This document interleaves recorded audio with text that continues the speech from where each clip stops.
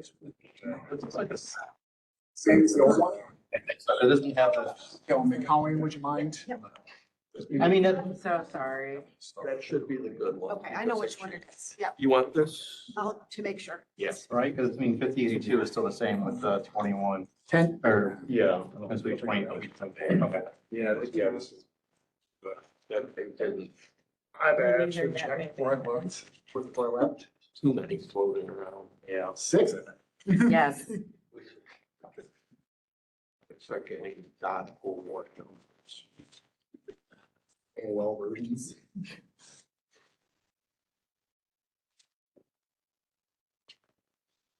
Okey doke.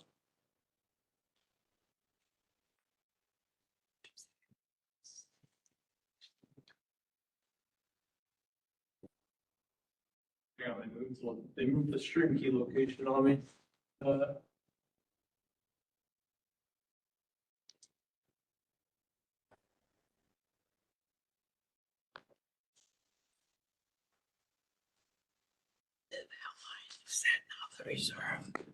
Yeah, but this is just like, they just correct, others is still board.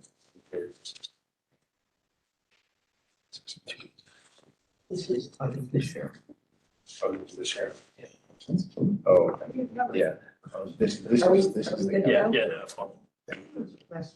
Okay, we have got a quorum. It is 6:07, and so I'm going to go ahead and call this meeting to order.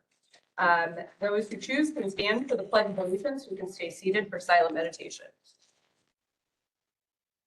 I pledge allegiance to the flag of the United States of America and to the republic for which stands one nation under God, indivisible, with liberty and justice for all.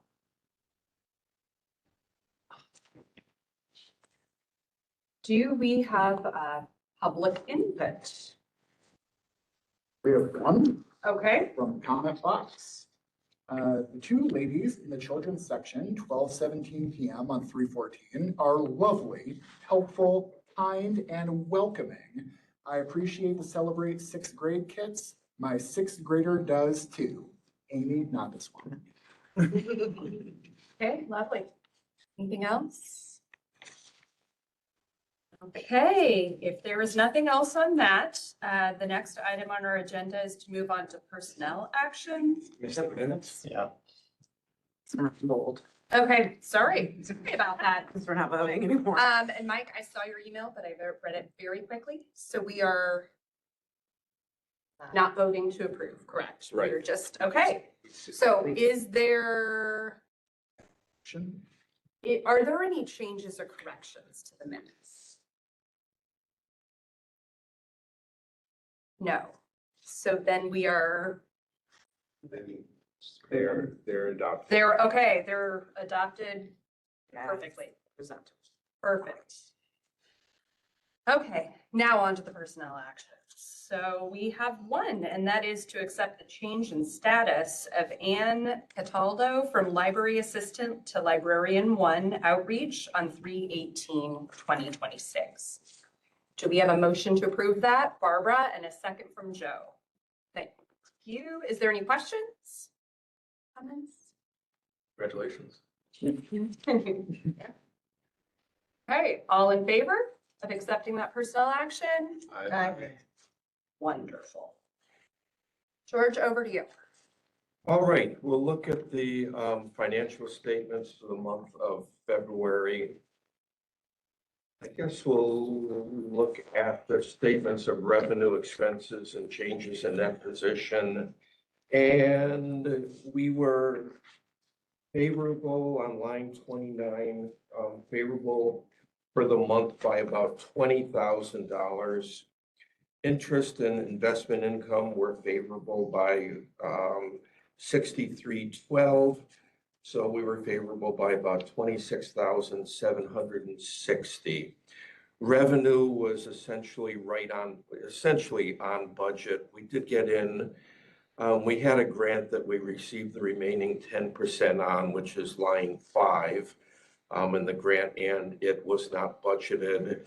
We've talked before that all other revenue will probably be down a little bit with the elimination of the services we provided for passports. Looking at expenses, salaries continue to be favorable on line 8. Fringe benefits and payroll taxes, there was an adjustment that I saw that hit during the month or prior months, which made it a little bit unfavorable. But when you look year to date, it still continues to be favorable.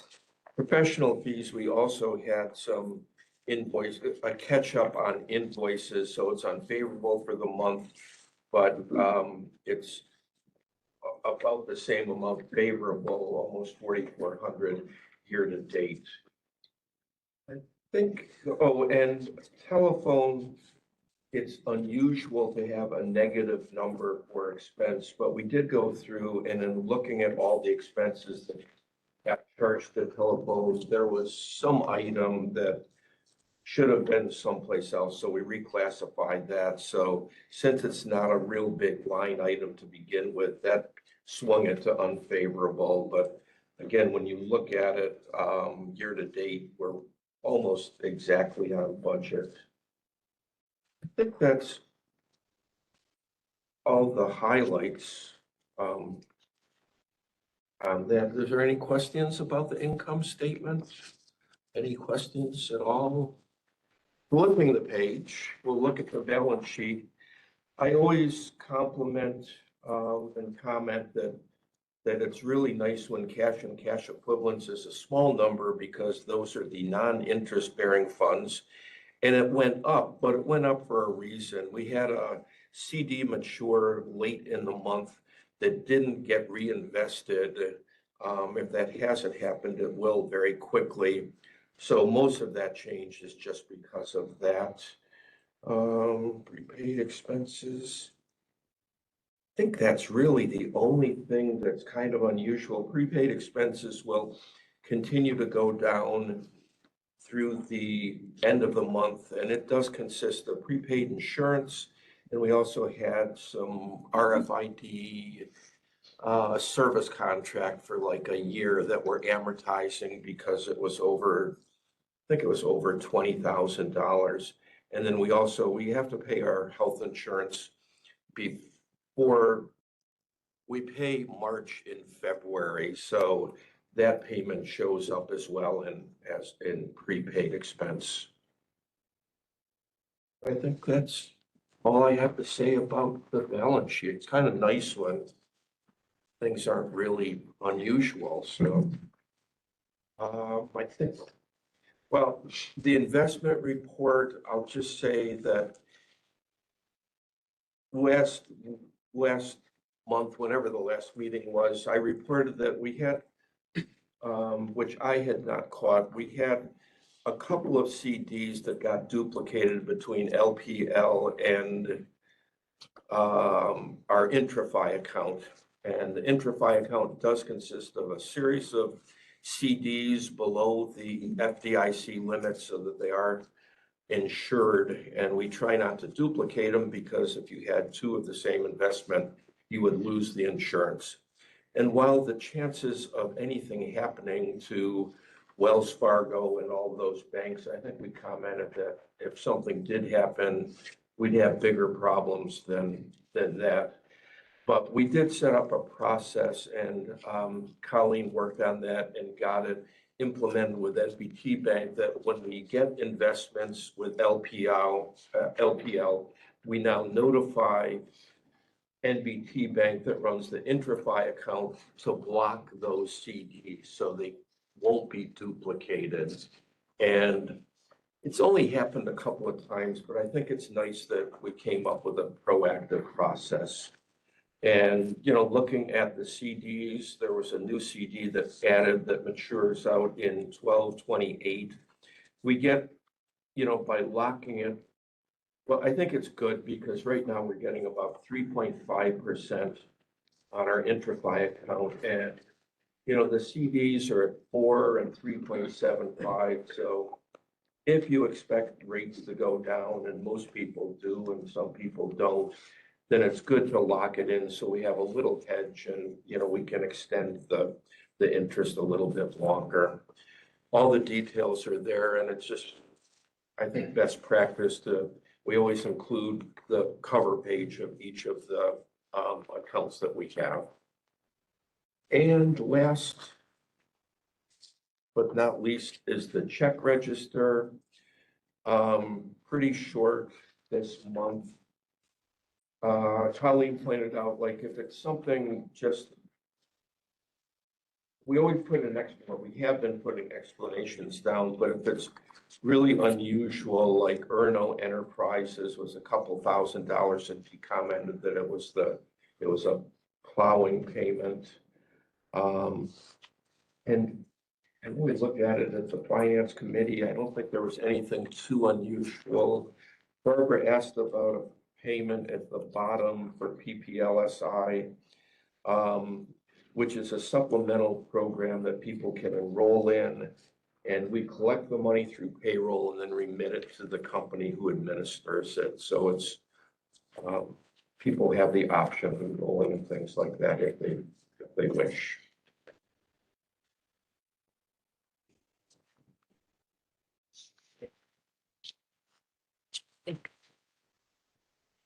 That's it, unless there's questions on, Got a question for you. Investments? I'm sorry, On the investments? yes. Second page of the packet you've given us, there's a number of withdrawals here. Under account transaction details for NDT.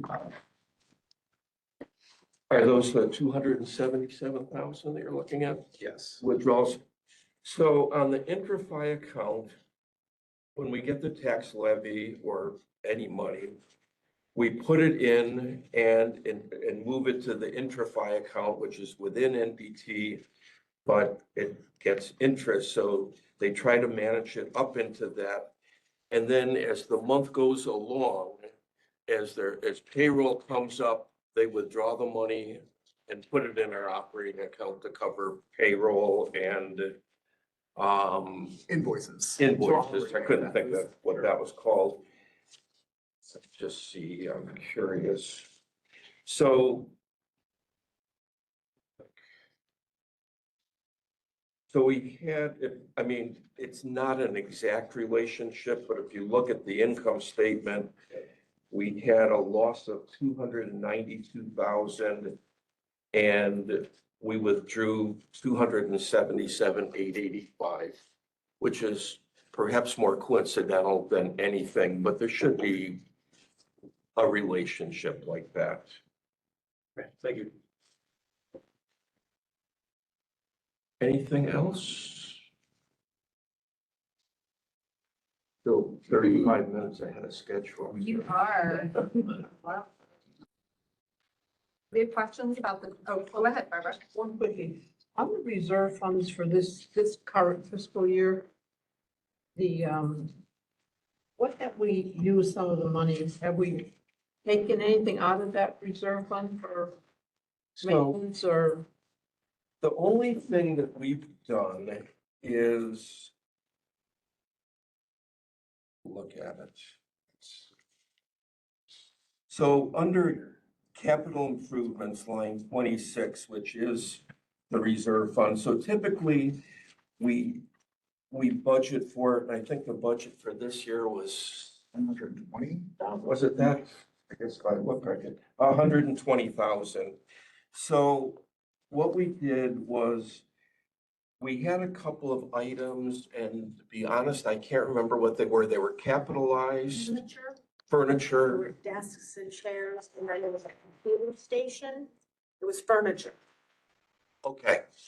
So instead of just putting it into fixed assets, we put it here and then reported an equal amount of the budget so that you could actually see that we spent the money, because when it just goes into fixed assets, it kind of gets buried. Nobody ever sees the transaction. And, you know, I always like to think of it that the tax levy has to pay for our operating expenses, but it also has to pay for capital improvements. So that item really is coming out of the current year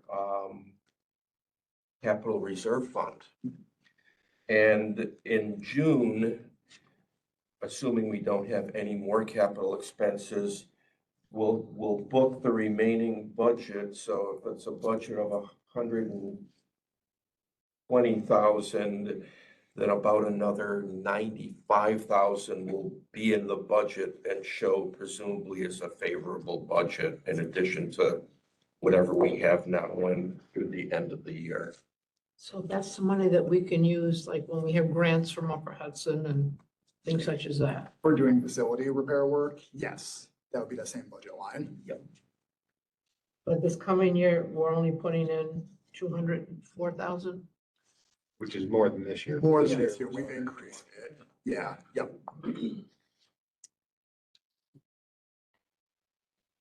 Are there any other questions for George or questions about the check register in particular?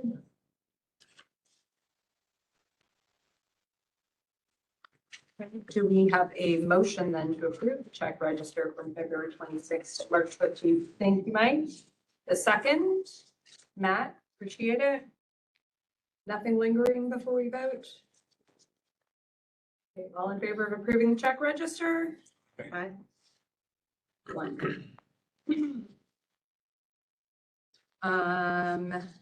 Next up is the directors and department heads reports. Thank you, Corey. Couple of dates I want to get on everyone's calendar, so get your pen and ready.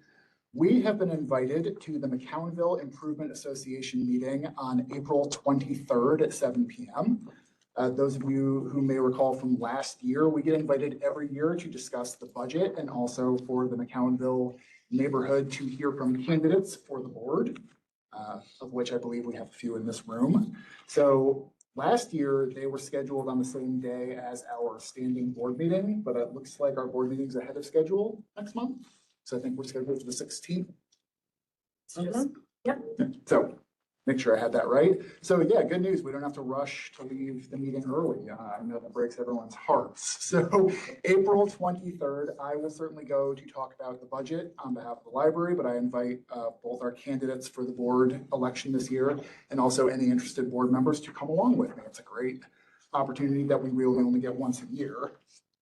Other dates to put on your calendar, our neighbors at the Altamont Public Library are having their annual gala on May 30th from 5:30 to 9 p.m.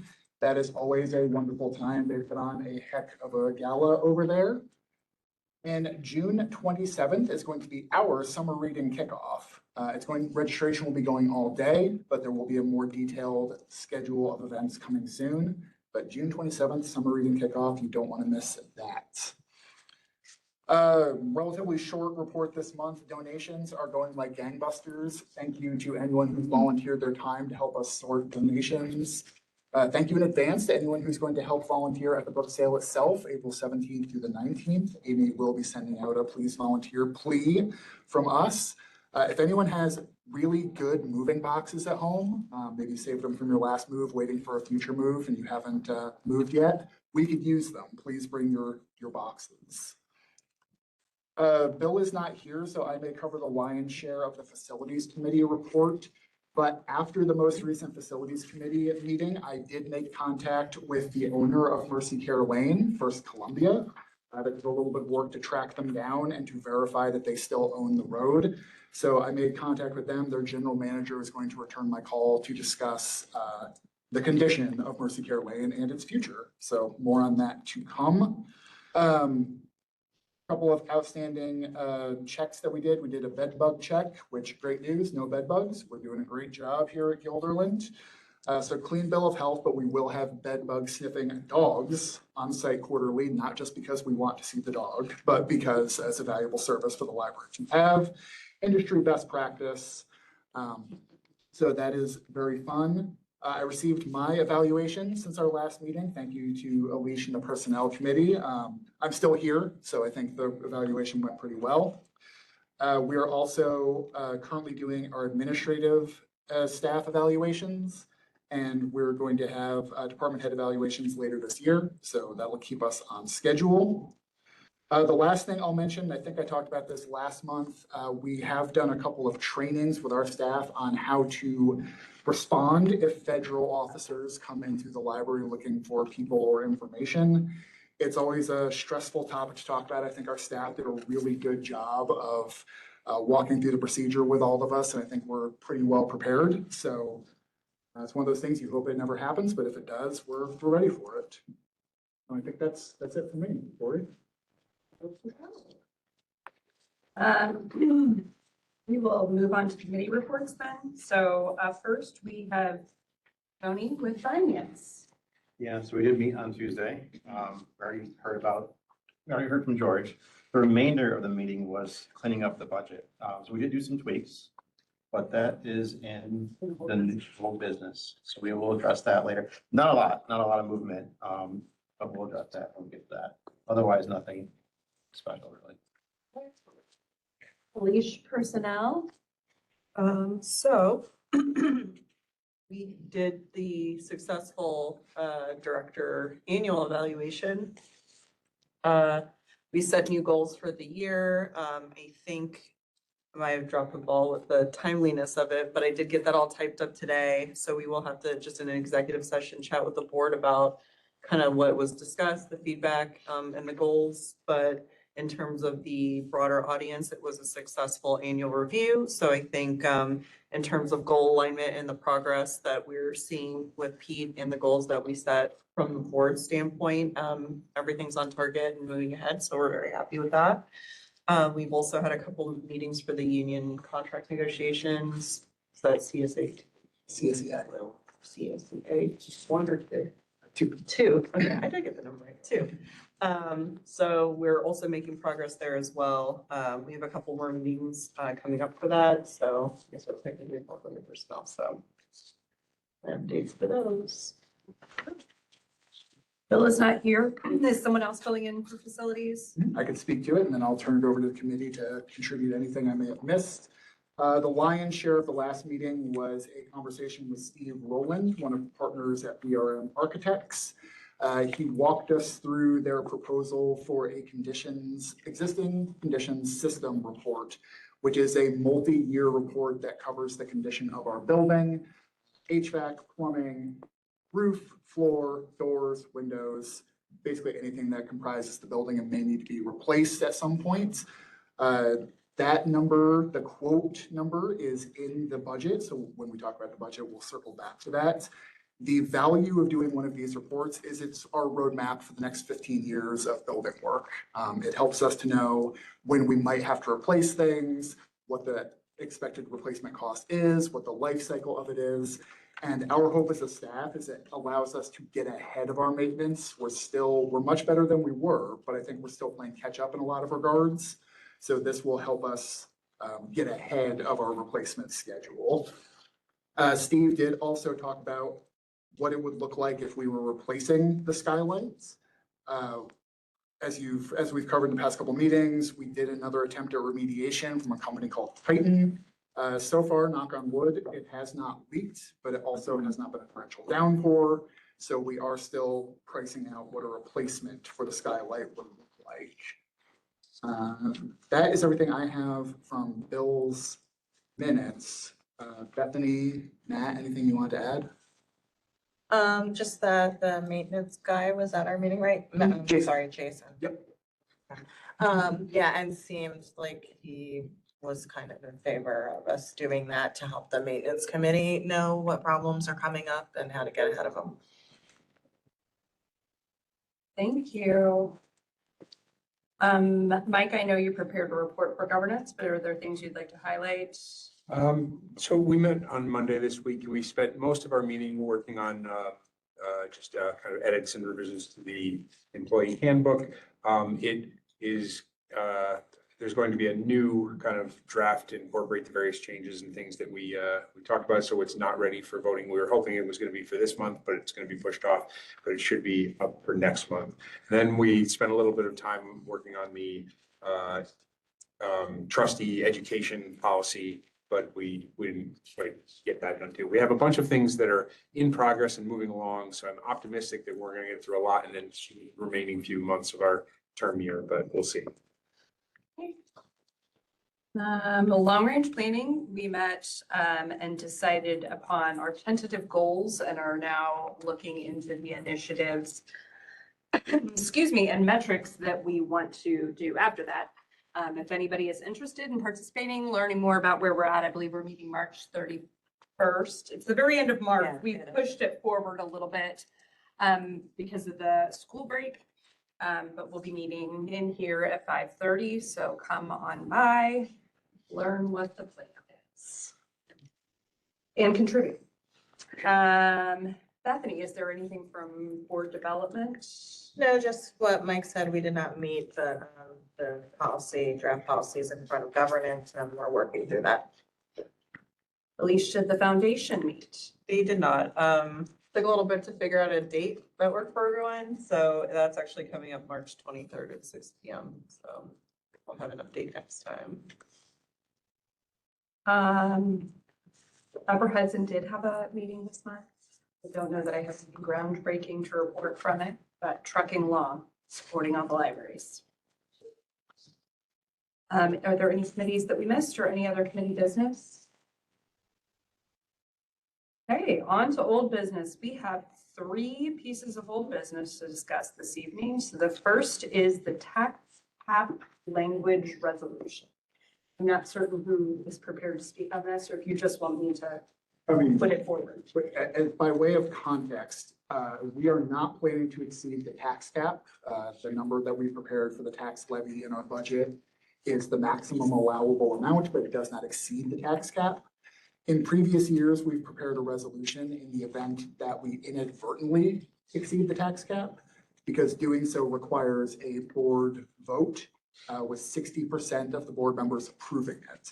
So it is a just in case resolution in the event of clerical error, administrative error, any sort of inadvertent exceeding the tax cap.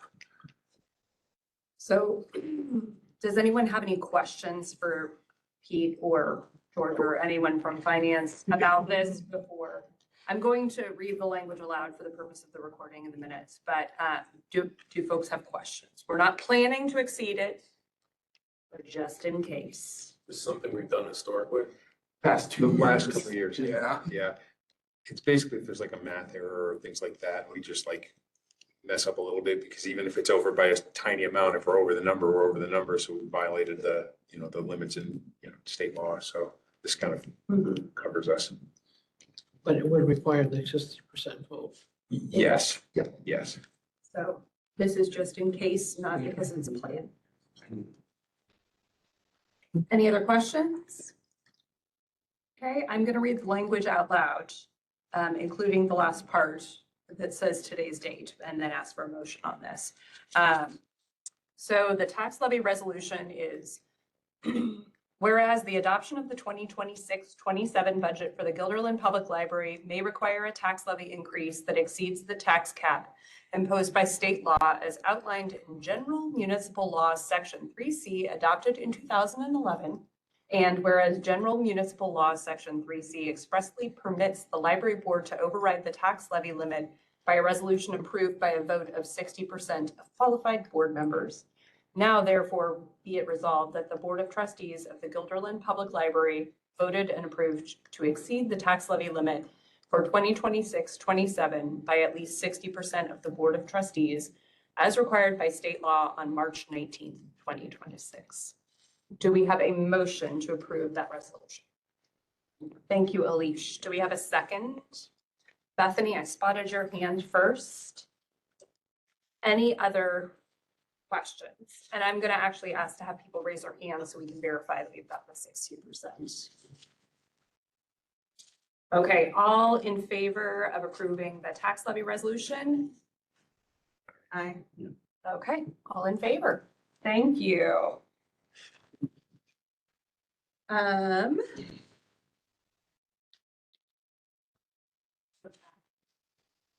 Okay, so next up is the budget that does not exceed levy, but let's discuss that.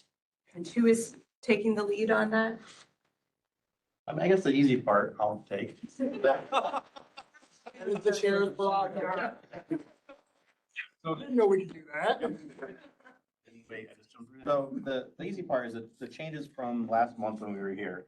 The ones that are highlighted in yellow, for example, the existing system control report, so that bumped from 21 from last month to 24 to reflect the addition of the report that Pete had mentioned earlier. So that was one increase. Luckily, it was offset by a few decreases. In line 50/30 for telephone, initially we had that up to $9,000. We knocked it back to 63. And I think that was in line with historical. I don't know why we pushed up to 9 in the first place. I can't remember. It was a, I think it was, we found subsequently the adjustments that Yeah. made this month go negative. Yeah. Basically, we realized that it just was reclassified. so we were over budgeting. The other adjustments were lines. I'm getting old, 1 second. 5016 and 5076 under miscellaneous. So HR services and staff recruitment dropped from 65 to 45 and 55 to 3,000 respectively. As a reflection of not doing so many background checks and probably not having, what was the other one? Not having as much, actually having to recruit, we were pretty close to fully staffed. Mhm. So going forward, we don't think we're gonna need to have as much, so we knocked those both down. I think those were the only changes from the initial budget that was put out last month. I guess I should have highlighted the reserve, whatever the difference was, which was $4,200 ended Yeah. up in the reserve, changing the budget for the reserve. Yes. I think that's all I had. Oh, yeah. The other stuff was not important, just other costs for like RFID was a one-time, we'll do it again. But that was it. Pete had the other remainder of the questions that were raised last month, already outlined. George, you want to vamp for a minute while I pull that up? Oh, I don't want. Vamp, Vamp. just distract everyone for a minute. Editorialize about the Yeah, budget. You know, Yes. finance people are not good at making things up on the spot. We have to, have actual facts in front of us, which is always a good thing because these get filed under nonfiction. Well, your improv career is taking off because now I'm ready to speak. Okay. So of the other questions that were raised at the last meeting, there was a question about professional fees being up. So as noted by the facilities committee, most of this increase was the existing systems condition report. Our other fees, such as audits, are down. Attorney fees are predicted to be stable. And payroll services I'll speak to in a moment, but there is a bit of an increase there. There was a question about cyber insurance. So that was up a bit. We did double our coverage. So in the event of a cyber attack, an intrusion, a loss of data, we have more coverage now, which is a good thing to have. Fees for copy services have increased. It looks like in previous years, we had just in the budget not reflected the actual amount of revenue we were bringing in. So this year's budget is a more accurate reflection of what's actually happening.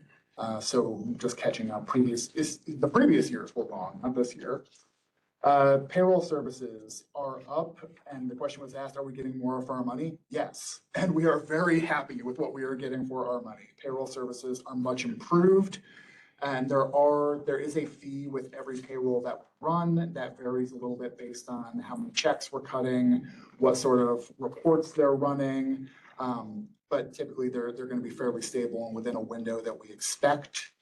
And then the increase for circulation supplies, as George and I have talked about, when we do our initial projections, and this is version 6 of the budget, so we do have to go back and look at this a couple of times. The initial sweep that we do is we look at actuals on December 31st, and then we double them because we think if we're halfway through the year, we're halfway spent. What that does is it inflates some areas where we have large one-time costs or large front-loaded costs. So of the initial outlay for circulation supplies, almost all of it was one RFID purchase. We're not going to do that twice. So we revised that number to be more accurate. And then I think Tony covered the rest of the questions that I had. George, do you want to go back to thoughts on your profession and the state of our budget? No, hopefully not. I know we had an opportunity to review this and ask some questions at the last meeting. Just final thoughts, if there's any outstanding questions. Thank you all for doing this. I know that putting the budget together is exhausting, so appreciate everyone's efforts. Okay, if there is nothing lingering, then I will ask for a motion to approve our budget. Thank you, Joe. Is there a second? Matt, wonderful. So obviously it is not approved until they vote on it, but it will go up for vote in April. So all in favor of approving the budget as presented? Okay, wonderful. We're done with that piece. We have one more bit of new business. That's the snow removal MOA, which you may remember Pete brought to the table, I think 2 months ago. And so now we're returning to that with the cleaned up language to vote on. So take it away, Pete. Will do. So I asked the library's lawyer to take a look at this and to consult with the CSEA rep to make sure that the agreement actually covered what we were intending for it to cover. So the two of them put their heads together and sent new language, which I will read aloud. Most of the agreement is the same halfway through section A. So a 2-hour minimum payment at time and 1/2 the employee's regular hourly rate shall be made to the personnel of the operations maintenance staff for call-out assignments. All additional hours worked beyond the guaranteed 2 hours on a day in which an employee works in response to a call-out assignment shall also be paid at time and 1/2 the employee's regular hourly rate. The addition is as follows. A staff member performing a call-out assignment on a building closure day shall be made whole for any portion of a building closure day that is not otherwise performed at the call-out rate. For example, if a member performs 2 hours of a call-out assignment on a building closure day and the building closure day is equivalent to 7 1/2 hours, they shall receive 5 1/2 hours at the standard rate to make them whole. So this was to make sure that they weren't getting paid their double rate for the entire day and to make sure they weren't getting paid twice for the work they were performing. Then the next addition was section C. In the event an employee is eligible for overtime in addition to call-out pay, they will only be paid 1 1/2 their regular rate of pay. So this, as we talked about at the January meeting, was we are paid on a payroll that ends on a Tuesday. So let's say it snowed on a Tuesday and they have no choice but to come in and do their additional work and there's no opportunity for them to get that time back. It stops from their snow cleaning pay being added to their overtime pay. So they just get paid the once. So that was the new language and it was agreed upon by CSEA and the library's lawyer. So much cleaner with what we were trying to accomplish. So I'm going to ask for a motion in a second, and then if there's any residual questions for people, address them then. But do we have a motion to approve? Thank you, Barbara. Is there a second? Matt, thanks. Oh, I'm sorry. Okay. Are there questions? Anything about this? It's not making sense. I just wanted to just make sure I understood. So if there's so let's say there's a building closure and you have one of these operations or maintenance staff who is not working in this building closure, right? They were scheduled to work, but they don't have to work because of the building closure. They're not called in. Right. They would get paid their normal hourly rate for the day of the building closure. Yes, if they were So- scheduled to work, they get paid for the Right. closure. Now, if they're called out, and so say it's 2 hours, so they come in for the 2 hours, for those 2 hours, they're getting paid time and a half for those 2 hours. And then the remaining time, so let's say the 5 1/2 hours is left, they get what just the regular, Yes, and it's a minimum of 2 hours. So Right. if the work takes more than that, and they were okay with that? yes.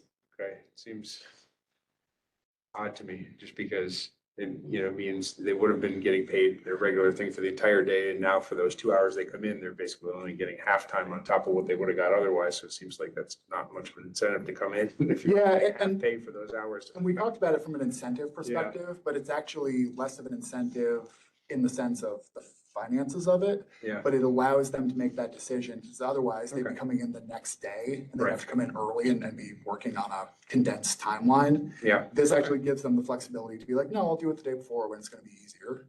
All right. Well, I mean, if they're okay with that, then it's fine for me. I'm just surprised. You can come in and help me shovel.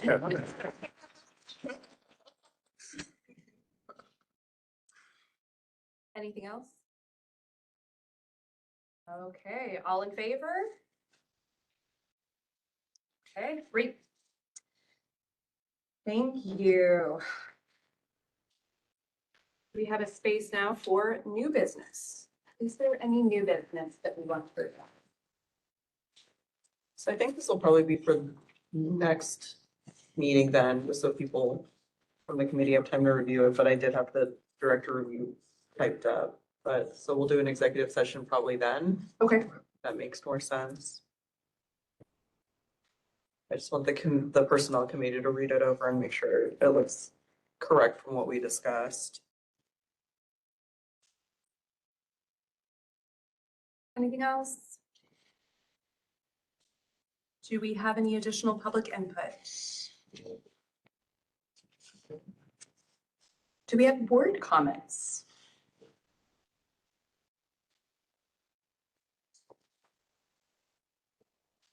Okay. It's wonderfully fast. I really thought we would get a little more time tonight. You wanted to say something, Oh, you no. wanted to see. But I think that's a reflection of how well everything was prepared. Absolutely, absolutely. We don't have a 1 hour minimum, do we? For meetings? Only if I called you in during a snowstorm.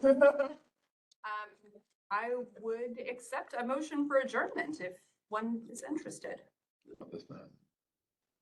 Barbara. Throwing around. Let her have. Okay, Bethany, and all in favor? Hey, see you next month on the 16th. Thank you. There's donuts in the back. Cookies here as well. Wow. So many.